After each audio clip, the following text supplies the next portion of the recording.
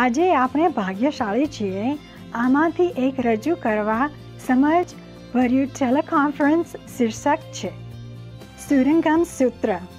4 સ્પષ્ટ અને અફર સૂચનો શુદ્ધતા પર, કામાતુરતા અને સંહારથી દૂર રહો. 6 ભાગનો ભાગ ત્રીજો.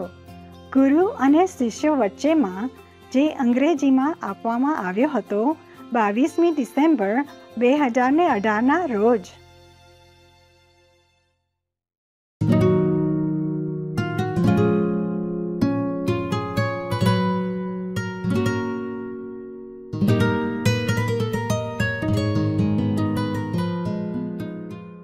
So now, Ananda continues. World honor one. Those living beings will gradually drift away from the Buddha. And there will be as many brilliant teachers, they go away from the path. They're not going straight, not the true teacher. As many brilliant teachers propounding their methods as there are sands in the Ganges. Wow. No wonder I have only 10,000 people here. We have to share with so many, as many as Ganges sands, teachers. Whoa. How did you find me? In such numerous sand dunes and sands, however, whatever, yeah. Do you know how much sand is in the Ganges River? Or on the beach of the Ganges River, you know how much? I don't know. I don't think you can ever count. So many as, false teacher in this world. So difficult to, go to the right one, huh? Difficult, yeah. Especially when you're not yet enlightened. You don't know what is wrong, what is right, okay? So I'm telling you from the Buddha, he's been honored, since 2,000 plus years, so he cannot go wrong. Jesus also. So now he say that so many brilliant teachers, yes, as there are sands in the Ganges River, yeah? Okay. I want to enable those beings to collect their thoughts and enter samadhi. You want to help other beings. So how can I cause them to reside peacefully in a bodhimanda, in the determination to follow the Buddha teaching, to become a Buddha, okay? To elevate yourself into sainthood. So that's a bodhimanda. Far from the exploits of demons and be irreversible in their resolve for bodhi means for enlightenment, okay? You want to help people in the future. How is he going to do that? He said he wants to. Because the people will be distracted, or sidetracked and following false teaching. And it is very difficult for them then to be steadfast on the enlightening road, and position.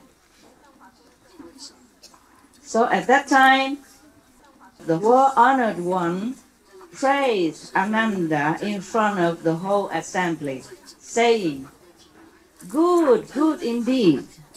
How good it is that you have asked how to establish a bodhimanda and to rescue and protect living beings who are sunk in the morass of the final age. Listen well now, and I will tell you." So Ananda and the great assembly agreed to uphold the teaching.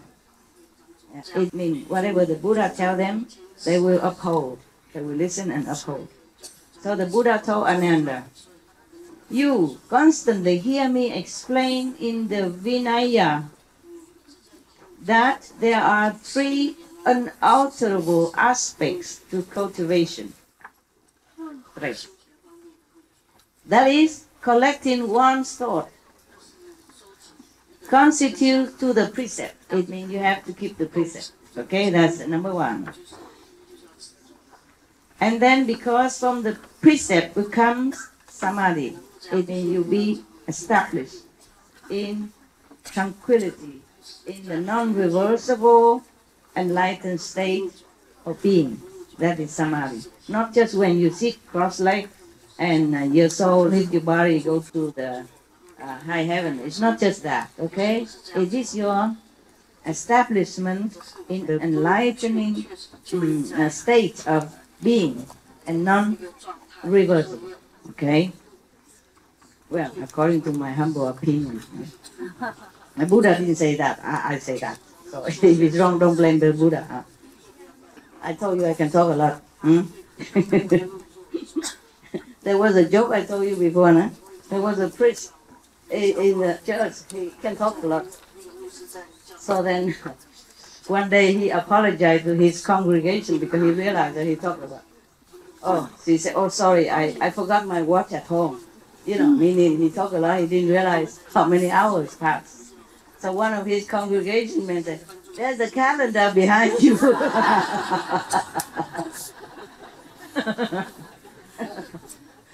Don't worry about what the calendar is there.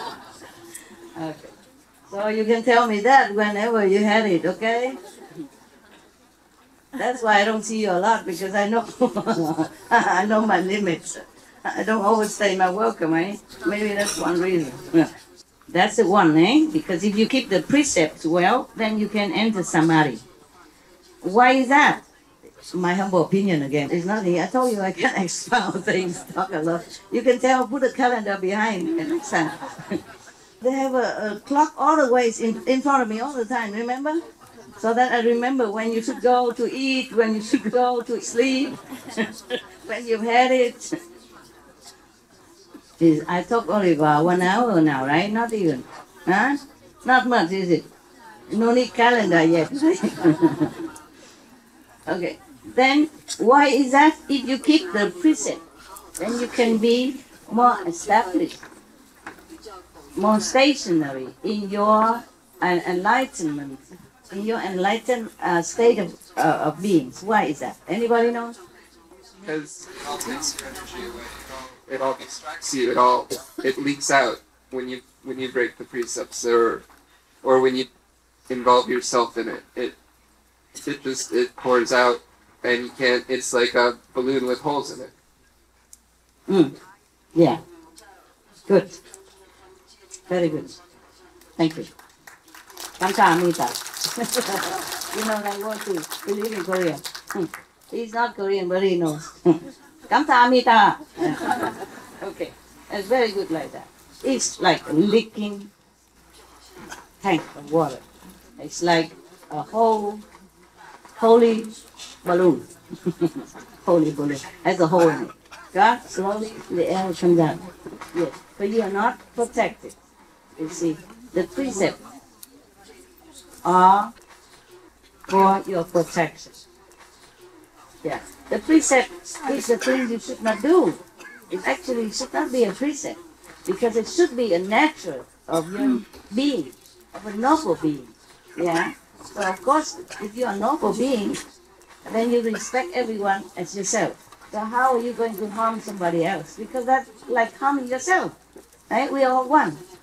Then, or if you love someone so much, if you love other people, if you have compassion, then you could not harm others people. If you do, that means you have no compassion, or very little, or less. Okay? Then of course, you cannot enter samadhi. That's one. And if you steal from somebody else, then of course, then you also don't treat others as the way you like to be treated. Yeah? Or if you tell lies, something like that. That means you're lying to yourself. You don't respect the person, that he has intelligence at all. That's why you lie. Okay? Then you're also not good. Actually, the Buddha will talk more about this kind of precept afterward. Okay? So I don't want to go ahead to spoil the fun. Okay.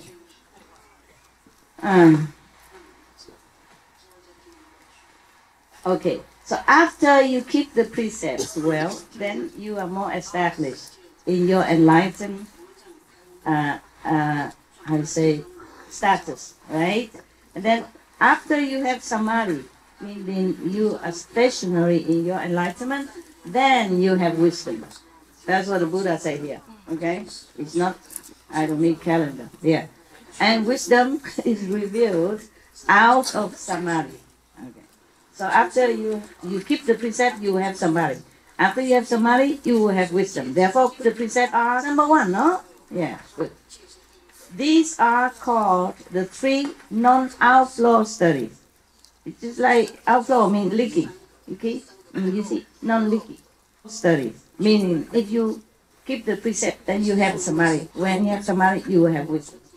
It's not the normal knowledge, but the wisdom of the enlightened, of Buddha, yeah, of sainthood. The wisdom of the higher dimension, of the elevated heaven wisdom.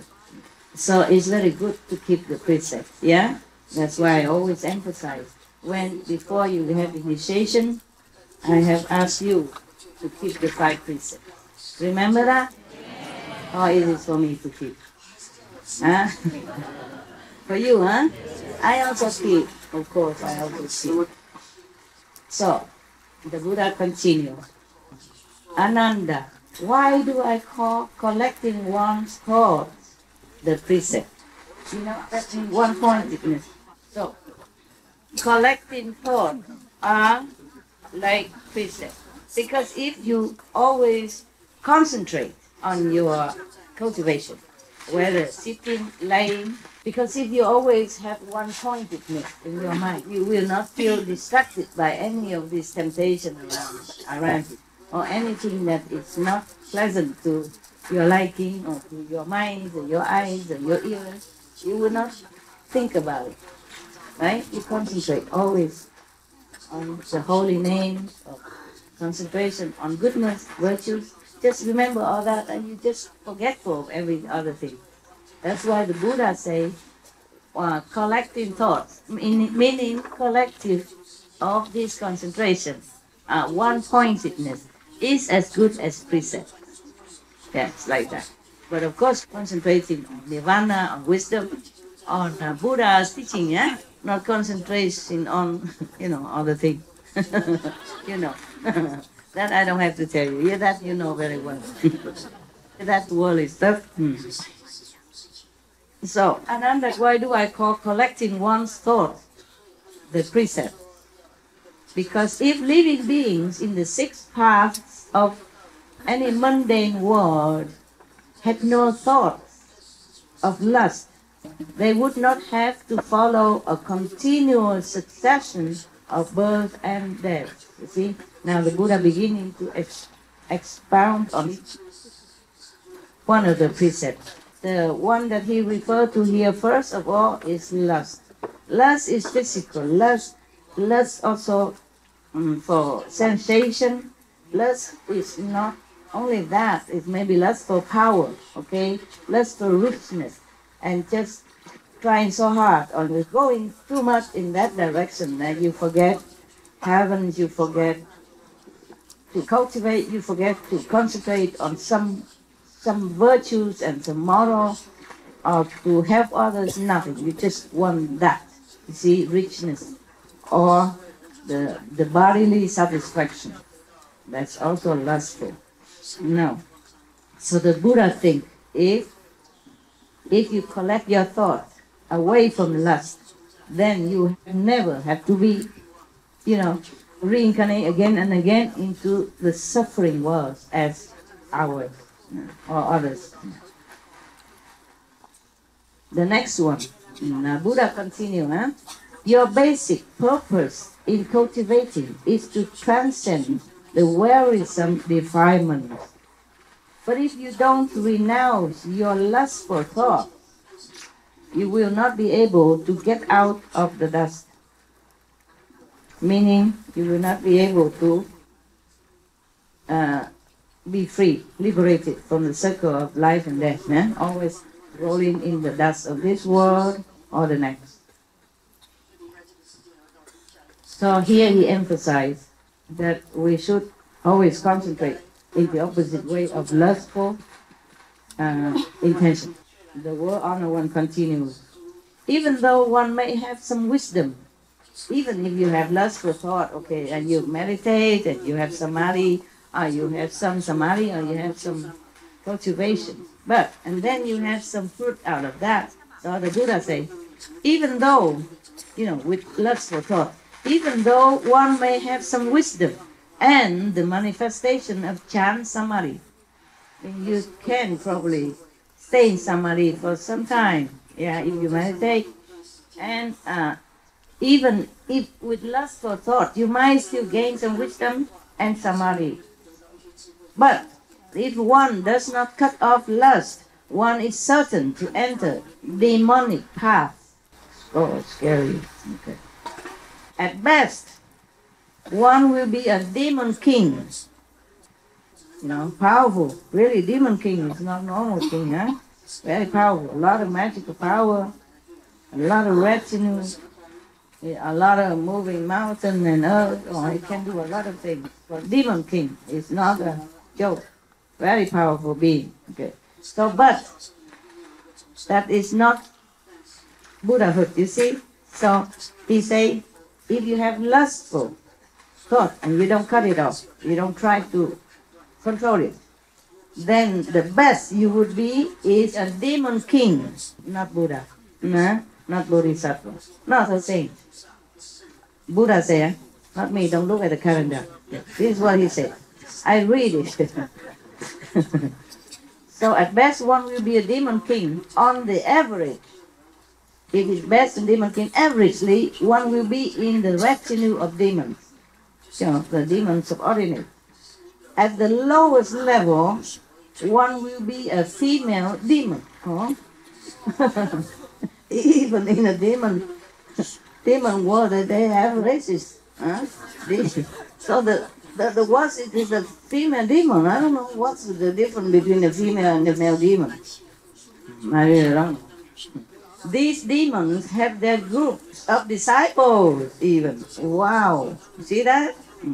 It says of himself that he has accomplished the unsurpassed way, meaning the highest method, the highest, they already became a master of enlightenment somewhat, and all of them proclaim like that.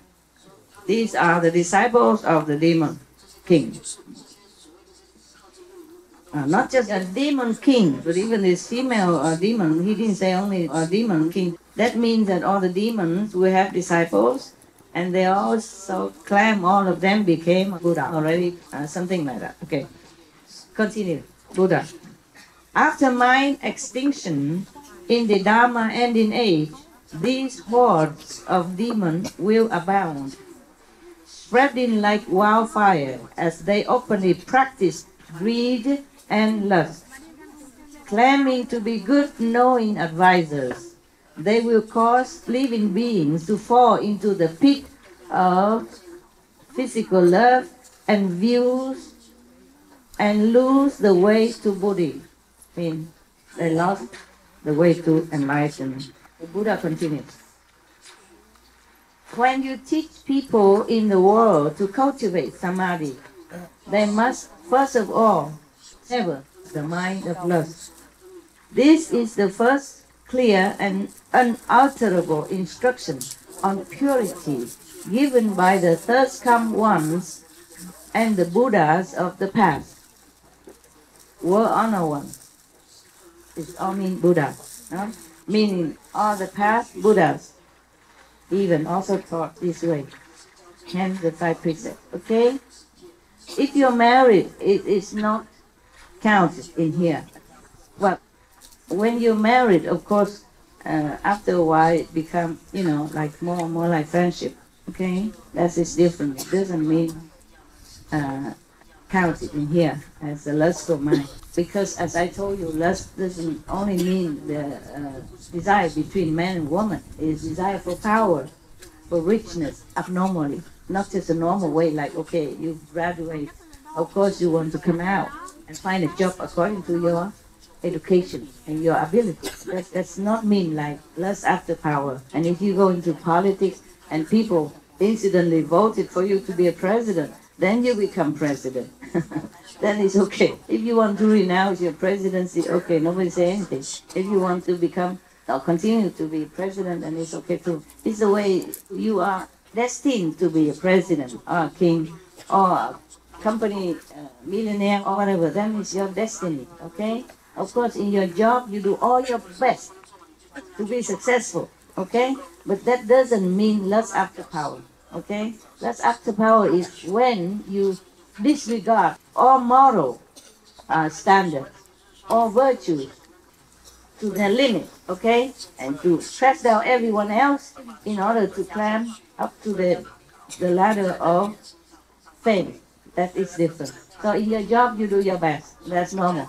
And whatever become, okay? You don't aspire to do your best so that you become a president of the company or anything.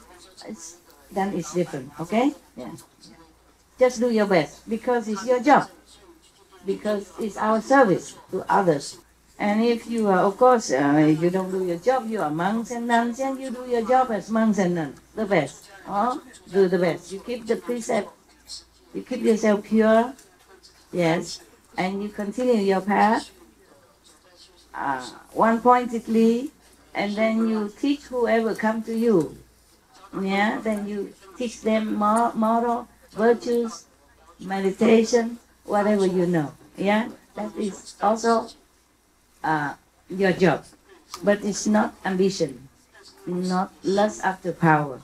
Okay, only when you want people to worship you when you are nobody yet, and you're not having anything, you don't contribute, but you want people to contribute to you or worship you. That is wrong.